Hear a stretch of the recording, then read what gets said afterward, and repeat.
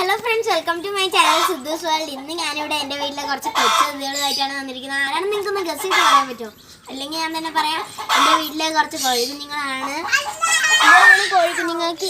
ഇവരിപ്പോൾ 5 ദിവസമായതേ ഉള്ളൂ ജനിച്ചിട്ട്. പിന്നെ ഇവർക്ക് ഞാനിപ്പോൾ ഇവിടെ കൊടുക്കുന്നത് കോഴിത്തീറ്റയാണ്. നിങ്ങൾ കണ്ടിട്ടുണ്ടാവില്ല, സ്റ്റാർട്ടർ. ഇതാ നോക്കിയോ, ഇങ്ങനെ ഇരിക്കും.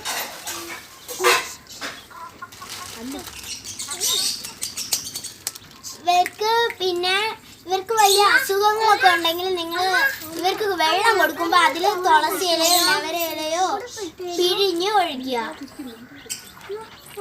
നവര ഇലയോ തുളസി ഇലയോ നിങ്ങൾ പിഴിഞ്ഞൊഴിക്കുക.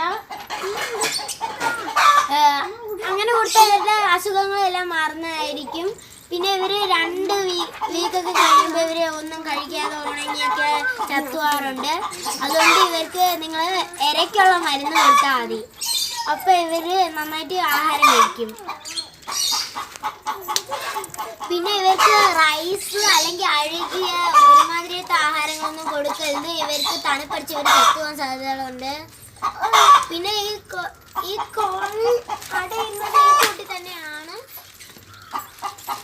ഈ കൂട്ടി തന്നെ അടയിരുന്ന് വേറെ ഒന്നും ചെയ്ത് കൊടുക്കണ്ട. മുട്ട ഇടയ്ക്കിടയ്ക്ക് എടുത്ത് ഒന്ന് ഉള്ളിലോട്ട് കയറ്റി വെച്ച് കൊടുക്കണം.